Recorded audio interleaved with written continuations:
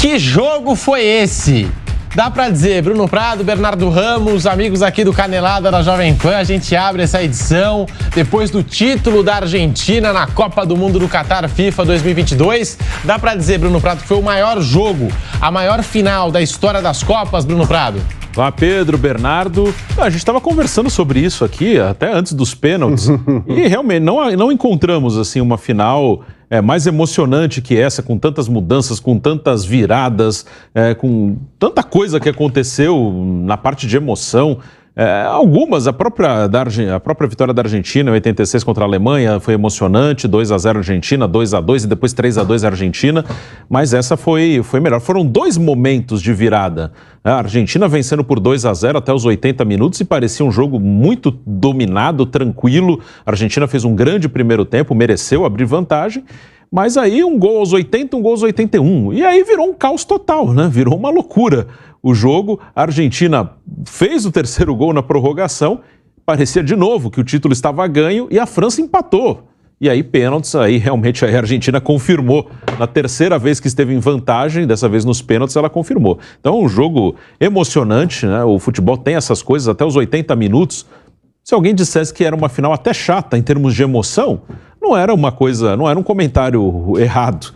Até os 80 minutos era um time que foi dominante no início do jogo, abriu vantagem e não era ameaçado.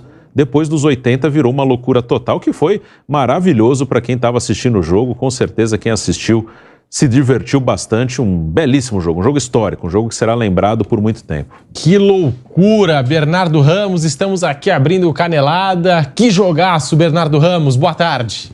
Boa tarde, Pedro. Boa tarde, Bruno. Eu vou repetir as palavras que eu falei aqui, disse momentos antes de entrar no ar. Um prazer estar com vocês nesse momento. Nós acabamos de ver o maior jogo da história das Copas. Assim, você pega outro jogo. Esse jogo teve tudo, gente. Teve absolutamente tudo. Teve recorde igualado do Jeff Hurst, que marcou 3 gols na final da Copa do Mundo de 1966. Igualado esse recorde pelo Mbappé. Teve alternativas, teve virada, teve mexida errada, teve mexida correta, teve defesaça de goleiro, teve goleiro fazendo milagre nos acréscimos da prorrogação, teve gol perdido nos acréscimos da prorrogação pelo Lautaro Martínez, teve o milagre do Dibu Martínez, né, o goleiro da Argentina, naquele chute do Colomoni. Então, assim, esse jogo teve tudo. A gente viu o maior jogo da história das Copas do Mundo.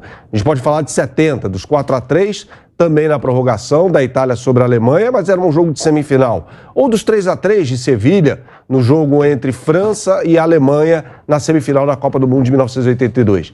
Esse, por se tratar de uma final de Copa do Mundo, que opôs Messi a Mbappé, e esses caras entregaram absolutamente tudo o que a gente esperava. Foi um espetáculo.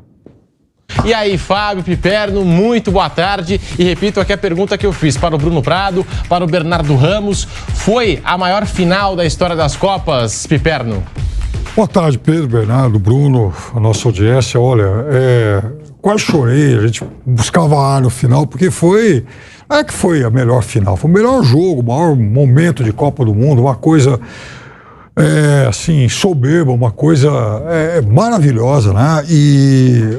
Puxa, como foi bom, né, estar presenciando esse momento fantástico, inesquecível, esse momento supremo, esse momento dos deuses da bola, né?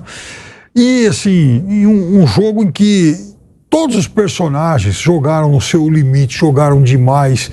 Assim, tudo que a gente esperava dos maiores craques, eles entregaram. Tudo que a gente esperava dos grandes jogadores, dos grandes coadjuvantes, a gente viu.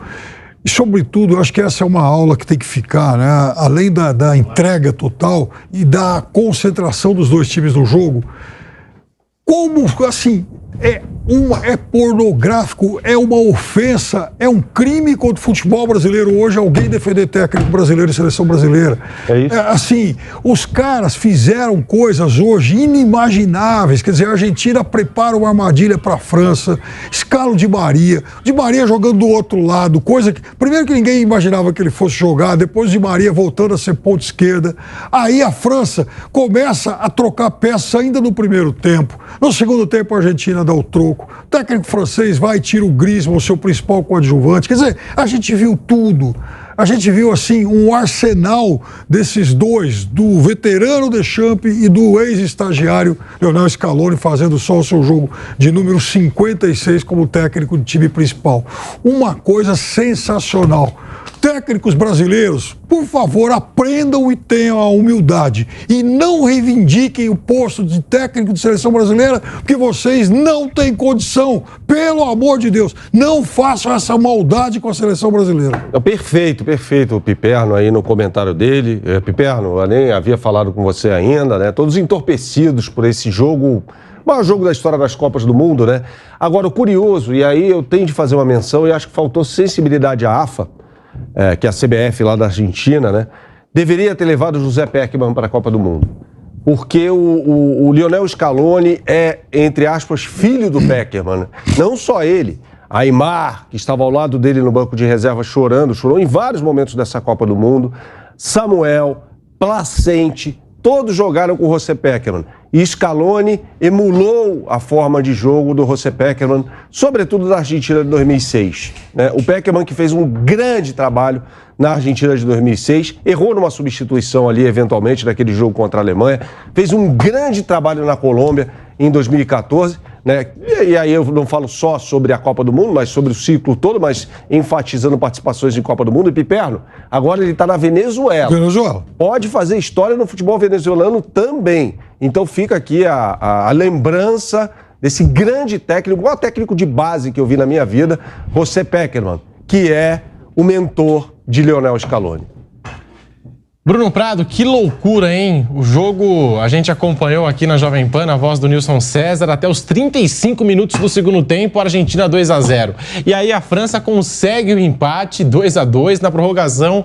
A gente viu, né, a Argentina com o Messi 3-2, Mbappé de novo 3-3, as penalidades. Eu já estava começando a achar, Bruno, que até nas penalidades todos os jogadores de linha iam fazer a sua parte. Eu falei, acho que os goleiros vão ter que decidir, né, nas cobranças de pênalti, né, bater no pênalti. E aí, Bruno Prado?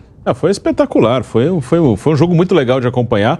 E como eu falei, assim, a Copa do Mundo ela tem um componente emocional muito forte, tem o aleatório muito forte. Como você falou, até os 35 era uma coisa, depois dos 35 virou uma loucura total que sai do controle de quem está ali, de quem está jogando, de quem está participando do evento. Como é que você vai calcular 2 gols em 1 minuto? É impossível. E a partir daí o jogo bagunçou completamente. O jogo com uma queda emocional de um lado, depois recupera. A Argentina tomou uma pancada ali, tomando 2 gols. A França teve aí a possibilidade de, quem sabe, virar o jogo já no tempo normal, aproveitando a condição emocional do jogo. Mas a Argentina volta bem para a prorrogação. A Argentina, quando começa a prorrogação, consegue voltar para o jogo. E a Argentina até tomar o primeiro gol aos 35 do segundo tempo.